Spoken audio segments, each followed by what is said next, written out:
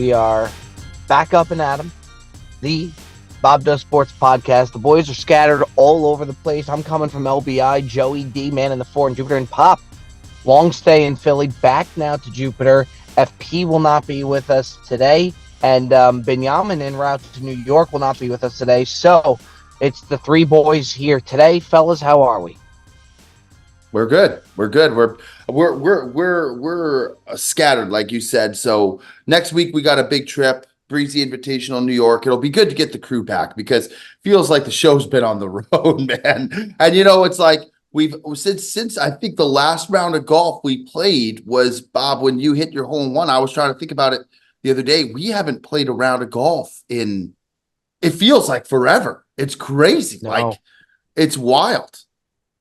I wanted to use the clubs that Callaway got me, the those new black irons. You got those? Wow. They didn't have any lefties. They didn't have any lefties. What, dude? I'm so sick and tired of getting. Although I did get the tactical driver. I got the tactical driver. Are you serious? Well, I'm not. I don't know. Ferg said they only made like 3 prototypes for lefties, well, and I got one of them. He was like, you know what? I got to make sure I get you something because I feel so bad. Well, it really is in golf. It really is. It's so unfortunate. Like you go into any golf store, and I understand that lefty golfers are at a premium, but you go into a golf store and you'll go, for example, to find a putter, and you'll have like 500 righty putters, and then the left-handed putter section, it's like the stepsister of golf. It's like you got 10, you got to choose one of those, and God forbid if you don't like any of those, you're kind of fucked. It really is. It's unbelievable. Well, I tell you what, Joe, it's discrimination. To be honest, as we all know, it's your birthday while we're in New York, and I think it's the right thing for Callaway to do. To start making some of the more of these lefty clubs for your birthday in honor of you. Yeah, I mean, but you know what though, Bob? What do you get the man that has it all? Oh, shut up, Bob. What do you get the man that has it all? Such an idiot. I really banged myself by getting Perez the sauna, because now I really got to step something up for Joey. I don't expect. All I want for my birthday, and I'm getting older now. I'm 2 years removed from 40 now, and it's now that I'm getting up there a little long in the tooth. I don't need anything. Like I don't want birthday gifts. I don't want Christmas gifts. I just want to go in New York for a nice dinner on my birthday with the boys.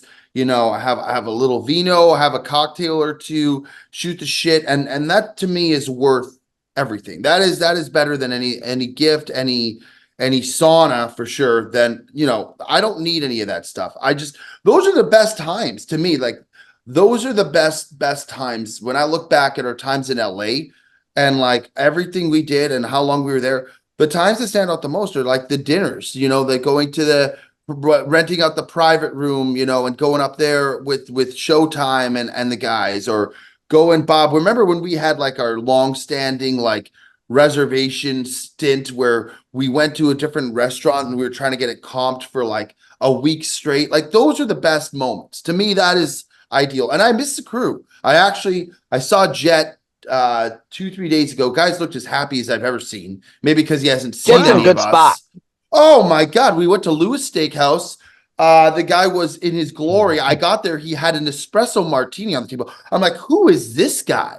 And he looked so happy, but it was great to see him. But aside from that, I haven't seen Pop. I haven't seen Perez, and it seems like forever. I've seen you, Bob, but then we've been kind of on the go as well. So it'll be nice to get the crew together, get everybody going in New York. It'd be fun. Jet would be begging me to stream. Like he would call me every morning. He's like, "We streaming today?" I'm like, "Damn!" Like I like this out of you a lot. I don't know how he is today, because I think he put a bag on Rory, and well, we all saw how that turned out yesterday. My God, man, unbelievable. I couldn't believe he missed 2 putts in 3 holes that were within 3 feet. And then I saw a stat line that he had made like 460 something putts within 3 feet. 493. Oh my Yeah. God. You imagine how bad he felt? Oh my goodness. You know what? A lot of people, oh yeah, well, Jet texted me in the morning. I didn't even ask him for a pick. He's like, I got 2 guys for you and 2 guys only. He's like, I got Pavone and I got Rory. So Pavone was nowhere to be found. Pavone was nowhere to be found. Didn't even ask him for it. But yeah, you saw it. It was interesting watching Rory watch Bryson finish out, and then Rory had just left, and it had to be so hard to go to the media. I don't really fault Rory for that at all. But should he have stayed and congratulated Bryson at least? I mean, I think that would have been the right thing to do. You saw Bryson do it when he lost by 1 stroke the PGA to Schauffele. He went right up to him before he was leaving and he congratulated him, which I thought was world class. So I don't know. Obviously he was devastated, and I don't think he's been that close to winning a major in some time. But I mean, my goodness, it's unbelievable. And talk about a guy, Bryson, who's changed his entire image. I heard he stayed 3 hours after winning and signed every kid's autograph, talked to everybody. He's really becoming like the people's guy. And it's great to see because he's like, in our world in YouTube too. So it's beneficial for everybody. It's really awesome to see. That NBC broadcast was loving him, man. They had nothing but glowing things to say about him. At one point, they were comparing his swing to Jack Nicklaus. I thought that was taking it a little far, but yeah, they were, say what you want about that broadcast. They were just loving on him, man. And to be honest, Rory missed that putt, and then at the end, when Bryson kind of hit that shot on like off that route, and he couldn't hit the tree right there, and he found himself in that bunker, I was like, oh my God, we're going to a playoff. This is going to be amazing. And then he just had one of the greatest up and downs I've seen maybe ever in my life. Wild. It was awesome to watch. It was great. They kept saying a lot of times. Go ahead, Bob. No, a lot of times they say like how hard the course is going to play, and then you see them and they're like 15 or like 20 under. I've never seen guys struggle like that. Like I've never seen guys miss that many fairways on tour. It was, I mean, you could tell it was really, really challenging for them. But God, was that fun to watch. Well, Bob, you guys played Pinehurst too. Well, I was just going to say we played number 2, and actually Bob played out of his mind that trip on that course. But yeah, where the fuck did that come from? I don't know. But that course, it's like imagine taking a bowl and turning it upside down, and that's what the greens are like. Like if you don't hit the middle of the green and have some spin on it, if it's coming in hot, it will just roll off the back. Or if you get it too close and it hits the front, it rolls off the front. And some of the holes are positioned in a way that the bunkers and stuff are there. So you'll hit the green and then somehow you're in a bunker in a terrible lie. It's really tough and it's really challenging. So I can't even imagine. We played in normal conditions. Then you add in how fast they had the greens going and then how long the holes were. They had like 520-yard par 4s. So you got to imagine your second shot, you can't just trickle it up to the green. You got to land it. I mean, it was truly interesting to watch stuff. Like Bob said, some of them struggle, but I knew going into it, I'm like, that course is going to be a bitch. It really is. And by the way, that's where we met Perez. That's where everything kind of started. Pinehurst number 2. We got a great blow up from Joey D on that course too. I mean, it was like 3rd or 4th hole. Yeah, sorry, blow up. It was on Pinehurst too. It came in early. Well, that was number 4 when the starter told me where to hit on the first hole. That was this guy. Let me tell you something. We're starting off our round.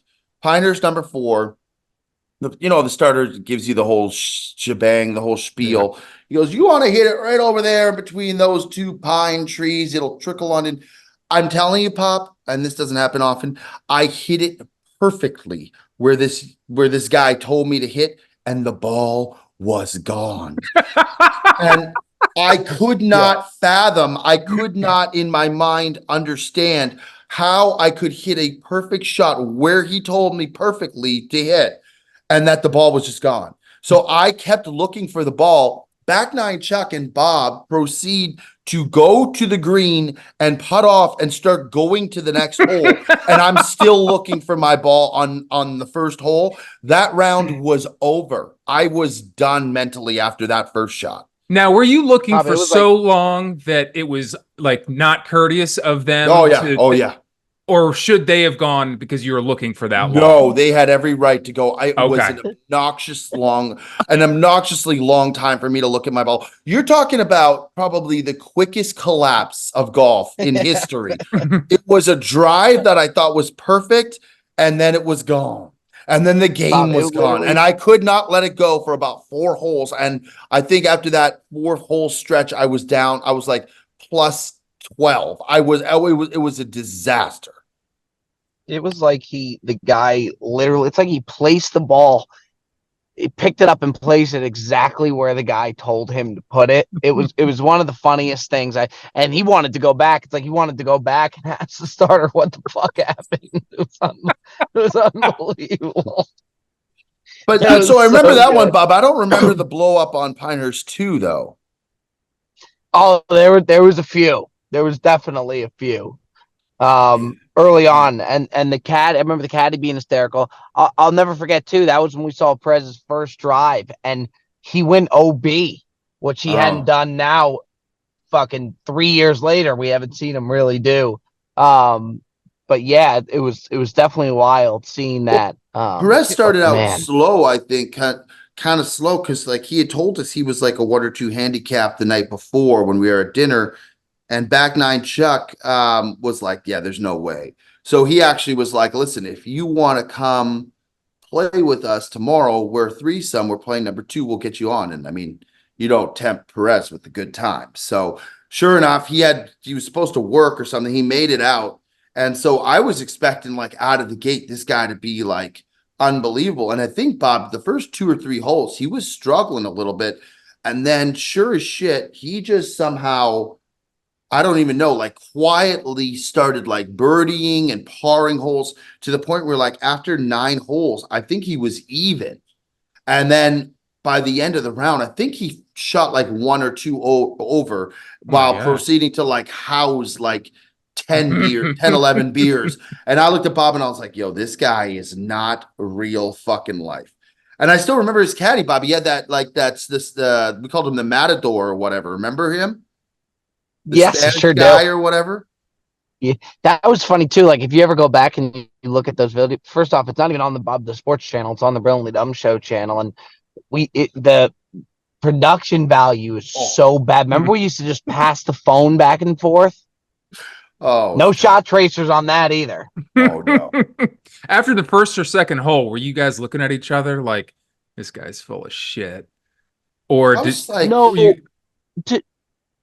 I wasn't, because you could see it in his swing. Like when you saw him swing, like as even though like he went OB and whatnot, you could golf, you could see in the mannerisms and stuff if somebody's about to be good or not. Like you really did see it was there. And then like Joe said, then he just turned on the jets.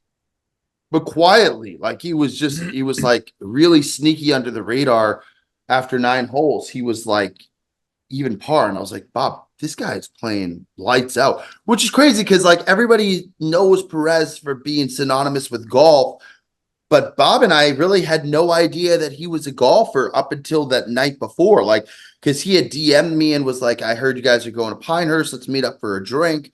And a drink turned to dinner, which turned to golf, which turned to, a friendship. Now that, I don't know where we would be without the guy, but we didn't have any clue what to expect. We didn't know he was a golfer. We never really talked about him. He used to join the happy hours, and he was just like a funny dude, who we thought was hysterical. But then to find out that he was a golfer like that was just like threw us for a total loop.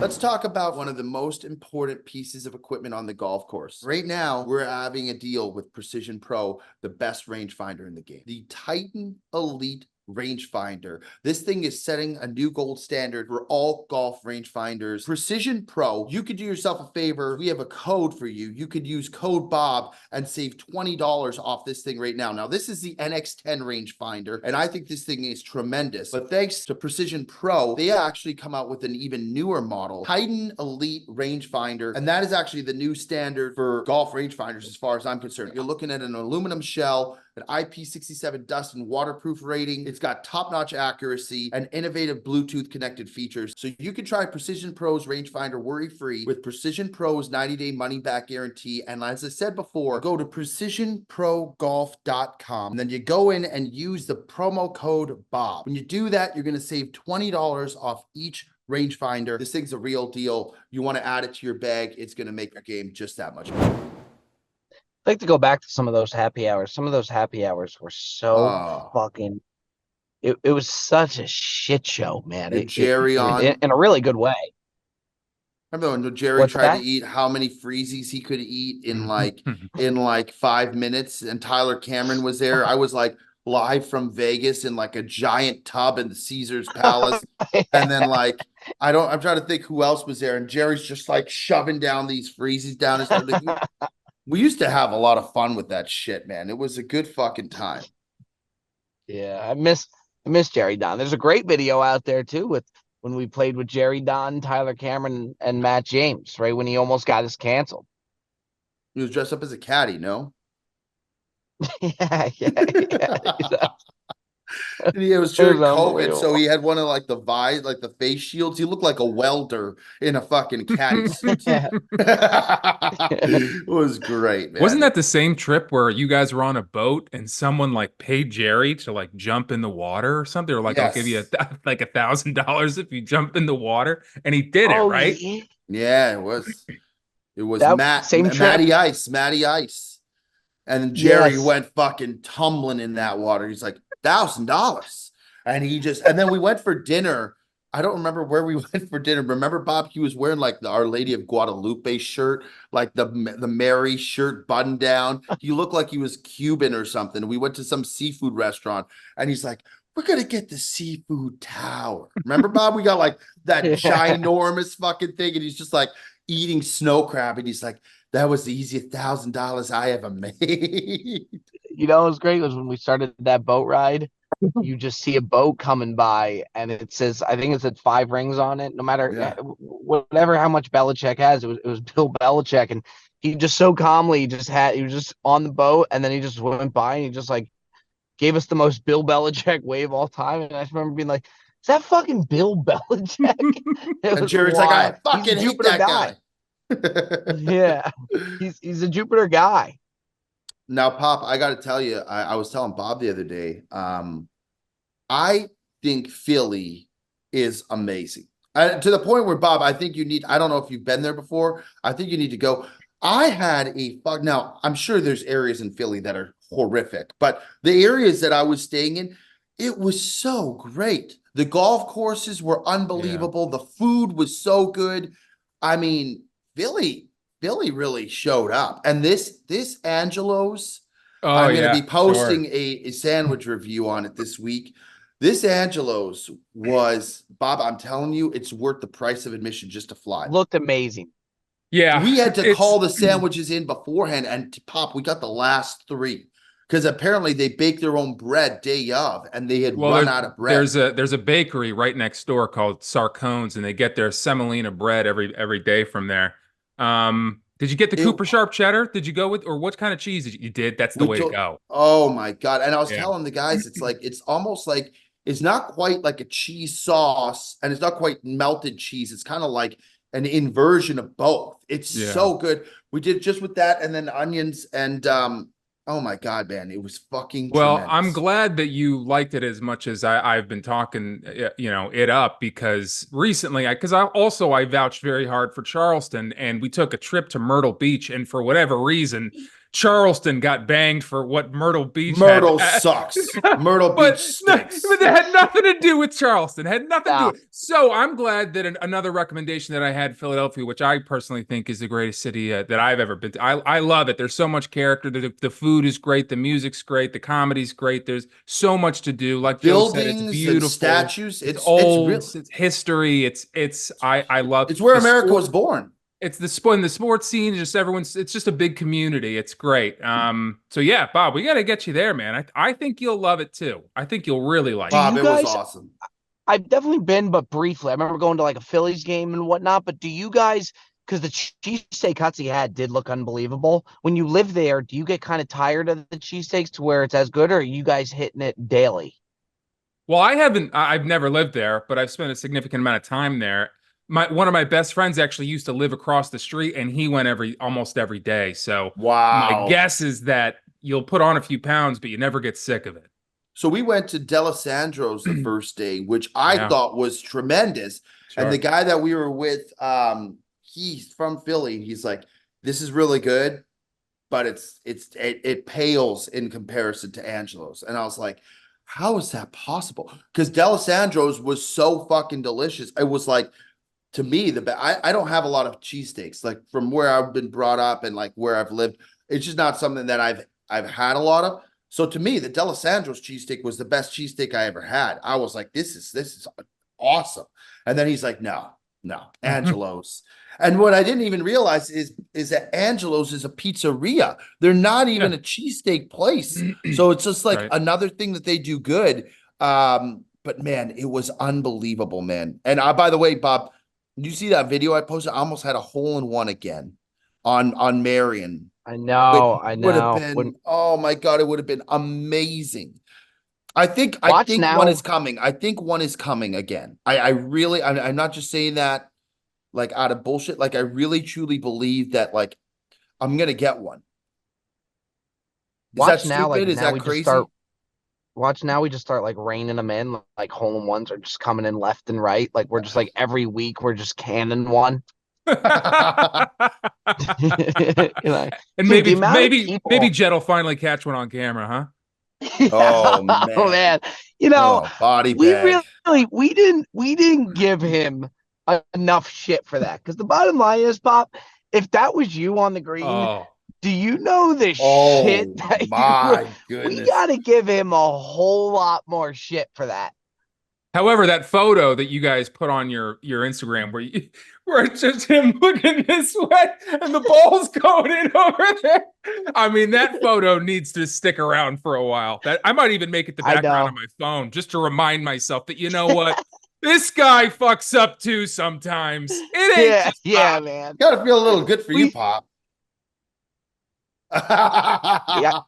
Gives you a little leeway. I remember the night before he was really worried. He's like, I'm gonna get smoked for that. He's like, you know, people are gonna give me so much shit for that. I was like, yeah, I was like, maybe a little bit, but I was like, just get ahead of it. He's like, well, how do I get ahead of it? I was like, I'll post it on my story. I'll just fucking bang you on the story and take it there. He was so worried about how I was gonna come. But yeah, if that were you, you would have taken so much shit. I might not have even still been working for this company. Pop. I'm just saying, I was hired to do one thing, and if I had missed that one thing, Pop, you got it beautifully. By the way, the zoom in that you had, I mean, wow, Pop was dialed in there. Special day. To Yaman's credit, though, Bob, like you had been playing some of your truly worst golf up until that moment. I at least understand where he was coming from, and I think he was like trying to see like if you shanked one into those guys, it would have been hysterical. So I think he was like trying to get ahead of that, but yeah, tough break for Yaman. Yeah, where Yaman had his camera pointed might actually say more about where Bob's golf game is. It was funny because Bob's been trying to find it, makes a hole in one, and now he's trying to find it again. Although, have you even golfed since that hole in one? No, since we recorded that last video, I haven't played since. So Sky look may out never on the touch next a golf trip. club again. Yo, it's crazy what that did. Like I knew how big it was gonna be, but even like what the wedding, I was just that random people, congrats on the hole in one. Like that's all they'll say if they see me.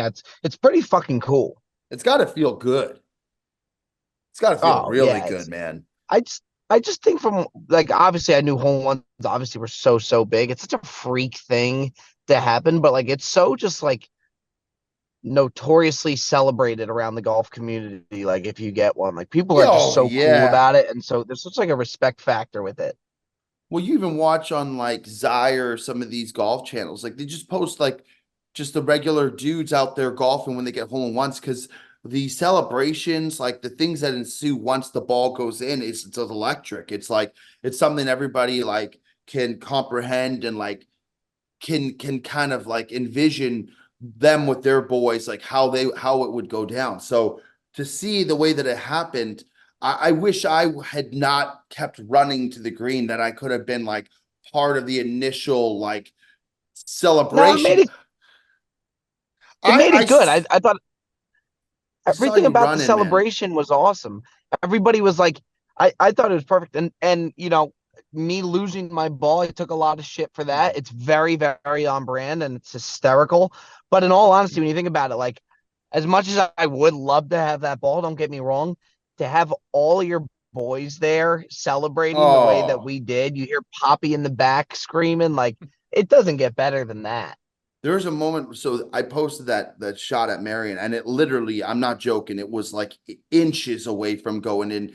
And it would have been tremendous. It would have been so awesome to go in. But part of me was glad that wasn't my first one, because I saw like how it was with Bob's, and I was like, dude, that is as good as it gets. Like, it's on camera on a Bob Does Sports episode, which you'll have for the rest of your life. And B, it's like, it's with the guys. It's like, it's with all the boys. It's just like, that is the quintessential hole in one that, like, you know, now it's like, not only do I want to get a hole in one, I want to do it while we're doing a film. So chances just got a whole lot lower there. All right, Joey here, interrupting this podcast to let you know I made a couple changes in my cocktail life. If you're like me, you'll love a good drink after a day of missing putts on the greens, and that's exactly what I'm going to give you here. The new drink of choice for the Bob Does Sports team is officially Stratosphere Gin. That's right, we're changing the game. I'm a gin guy now, through and through, and let me tell you about the Stratosphere Gin. Stratosphere Gin has a citrus forward flavor that is going to tag team your tongue with botanicals that you've never tried before, and is going to sophisticate any cocktail you've ever had. So you know what? Why not change the game? This is the way to go. Substitute tequila, substitute vodka, substitute anything else you're making, throw in this bad boy, and let's have some fun. What we love to hear from you is your own specific recipes and cocktail designs by going on Instagram and tagging us with hashtag Bob Does Gin. This is officially the drink of Bob Does Sports. Now let's get back to that podcast, and we'll see you soon. Have a day. Bob, your reaction in the back, hearing you in the back, one of my favorite things about the video is hearing you in the back when it goes in. Like, you're just like, oh my God. Yeah, he's just like so shocked, but also so fun. It's amazing. Yeah, I couldn't believe what I was watching. It was a special moment.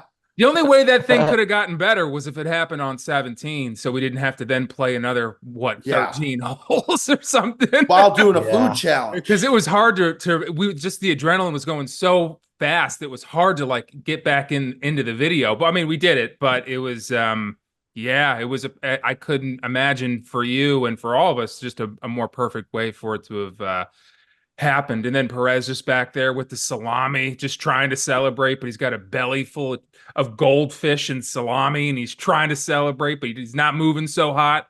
It was a great moment. It was great. What's weird too, like what Jet was even saying, is that usually, and it's true, like usually, like you were recording even the build up to it, like just not even the build up to it, but just like us in the cart before, where usually you guys kind of start recording right as like we're getting ready to hit. So even just to have the footage leading up to us eating the salami, and then I think you were fucking around a little bit with Perez, so even to have it leading up to that was pretty fucking cool. Yeah, no, it was great. But all right, do you want to get into a little bit of Q&A here for the boys? Get into Q&A. All right, first question comes from Connor Arthur 2. Which father-son duo for BDS would win a scramble match? Oh, that's easy. Low hanging Perez fruit. and his That's dad. Perez Yeah. and his dad would wax. My dad's never even, I don't think he's ever held a golf club. I don't think he knows how to golf. One's got to wonder if Jet's dad can golf. Can you imagine? Watch Jet's dad is like a stick, like he's just like he's like a +2. I mean, that would be hysterical. Yeah, I just thought in honor of Father's Day just passed, and maybe we'd ask that. My dad's okay. I'm not great. I actually, when I was in Philly, I was mainly there for a golf trip. I don't want to say it. I think I found something. And saying there's our pop. Saying I found something while you guys aren't around is like being in high school and saying I got a girlfriend, but she goes to a different school. I understand how that sounds. However, I think I did. I mean, what I'm not was a great adjustment. My buddy, Charlie McClelland, who Bob knows, he just strengthened the hell out of my grip, and I was placing the ball so far in my stance. He was like, just center it up. And those two things, again, I'm not a scratch golfer. I'm still in the 90s, to be honest, but it helped a lot. I mean, Charlie fixed my golf swing. Yeah, I was getting the ball in there. I was so excited because I hadn't done that in a while. You know what's such a great story is correct me if I'm wrong, but wasn't it when you were at the range and like this guy saw you grinding and just like really struggling, and then he hit you up and he's like, I'm like a golf pro, I'd be like more than happy to. How did that break down again? I was grinding away at a little range in LA called Arroyo Seco Golf Course. And this guy just messaged me later on that day and was like, hey, saw you out there. Saw you grinding. If you ever need some help, just let me know. Looks like there's a little work to be done. I forget the guy's name, but I never hit him up, unfortunately. I think we moved pretty soon after that, but yeah, it's pretty obvious to anyone who was watching me there for a while. I need some help, and I still do, and I'll always take the help.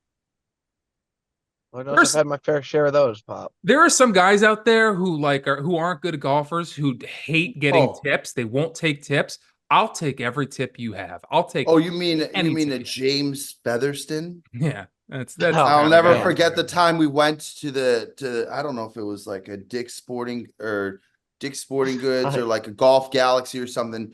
It was Roger Dunn. It was the big one. So we went out with Showtime. We went to the Roger Dunn, and Showtime's like, I need to get a new putter. So he's testing out the putters, and the one guy's like, oh, I just don't notice in your putting stroke, like if you do this, it'll help. He's like, listen, man, I'm here to buy a putter, not to change my putting stroke. Remember that, Bob? He got all pissed off. You can't give him. I would have killed when his mom got him a lesson for his birthday. I would have killed to have cameras on that lesson and take a look at that. But now then you got other guys who, like Bob, will take advice from anyone. Remember the Twan disaster? Yeah. This random guy told him what to do with his swing, and then the guy had the yips for like fucking 3 weeks after that. Couldn't hit a golf ball because he took a random guy named Twan's golf advice. He seemed like he knew what he was doing. I'm with you, Pop. I'll take it from anybody that gives me a tip. I'm open to trying it out. Me too. All right, let's move on. The next question comes from Adzi_Farrell. Is getting fitted for clubs worth it? Yes, 100%. I mean, listen, here's the thing, like Bob and I, like, we're not like shaping shots. We don't know, like, for example, like when we're buying clubs, we don't know which club is suited best for our swing. We don't know. So like most people like who have like an average golf swing like us would just go and buy a stock set. The added value that you get from going in and getting fitted from someone who knows and can analyze your swing and your swing patterns, and whether you're drawing the ball, whether you're fading it, what kind of, like if you have a high ball flight, low ball flight, to get you equipped with the proper equipment, like with the proper clubs, is such an added value, because they can literally tailor a club to what your golf swing is going to do. So it helps you right out of the gate. It makes it that much better. We've been very fortunate that the Callaway team has been so good with that, but I don't know. I don't want to speak for myself, but Bob, I know that the irons and like the stuff that they've given me have drastically improved my game. And, even like giving me like seeing how bad my wedge game is to get me fitted with specialized wedges, like the CB wedges to help me be able to swing. Cause I'm just so bad with that. Like things like that go a long way. And yes, is it expensive? 100%. But like, I feel like if you're spending all that money on clubs, like a lot of guys do, and then they're not right for you and your swing, and then you got to go get more clubs, you might as well just spend a little bit extra and make sure you're getting the proper set that's going to get you to where you need to go. That's my opinion anyways. All right, Pop, on to the next one. All right, you took it disagree? away. What more? Not a lot more to add. Can we say? Yeah, really nothing more. I mean, I'm very passionate about having a fitted golf swing. Take it away. All right, next question comes from Ryan Hyatt 0. What's a better feeling, dinner arriving at the table or a dart from 100 yards out? Look, I love a good dart, man, but I really, really love a good dinner. So the dart lasts. It's a quicker. You shoot your dart and then it's on to the next one. Dinner takes a lot longer, so I'll take the dinner. I would tend to agree. I think the thing with me, I'm such a psychopath. When I'm shooting a dart, I'm already thinking about the putt I got to make in order to try to get a birdie. I'm not even just enjoying the greatness of making a good shot. Whereas when dinner comes out, the vibes are high. Vibes are very, very high, especially with this crew. Fattest crew in golf. What about you, Pop? I go to a lot of dinners, but I don't hit a lot of darts. 100 out, so I'm gonna go with the dart. Yeah, it's a great feeling, but I do love dinner, man. When you get those courses starting to show up, dude, there's nothing better, man. There is nothing better. But food is a dangerous road for me. We all saw how that went last year. So the greatest thing was when Pop makes a good shot when he's like filming with us or something. We all like try to jazz him up because he's so hard on himself constantly, and he's just like, I stink. And it can get demoralizing, but when Pop makes a good shot, there's truly nothing I enjoy more. And I remember that eagle putt he made, which was unbelievable. Or the first time when we did the Christmas episode and he striped the 3-wood and he goes, Bob Does Sports Christmas edition. Remember that? And he just went off. It's the greatest. Yeah. I also remember with the Breezy Chicago episode, me firing it right into our carts. Off the tee box. One of those little dribblers. Yeah, the little dribbler right into our cart. It's a lot more of those than these eagle putts. But all right. Want to do one more? Yeah. Yeah, okay. One more. Okay. This one comes from Deshant Spix. Dishant Spix. Deshant Spix. This one comes from Dechambeau. What are Bob and Joe's swing thoughts before a shot? Oh, man. Bob. Dechambeau. Yo, that was wild. I don't know how to say this guy's name. That was a mouthful, man. Oh, man. I'll start, Joe. I think now more than ever, which... just slow it down. I mean, from what I've seen, I just really, really got to slow it down. I think I want it so bad that I go so quick. But yeah, I would say just slow down and try and smooth it out. Whether that's the result or not, who knows? But that is what's in my head. I will say, it varies based on how I'm playing and like where I'm at in the certain round. Like, if I'm playing well, it's just like, all right, you got this. Just, nice, easy swing here. Let's just get on the green. Let's make a good shot, not too crazy. If I am like imploding, I'll be like, all right, fucking idiot. Just swing here. You can fucking swing here. You haven't made a good shot yet. Just like slow it the fuck down and make a decent swing. You're embarrassing yourself out there. Like there's so many drastic different things that are happening in my head depending on how the round is going. So you could get a variation of different shit. Pop, what's your swing thought? Well, when I'm on the show, it's don't fuck this up. Don't you dare fuck this up. And then when I'm just playing on my own, it's you're gonna fuck it up is more of what it is. So. Good Pop, man. But you found something.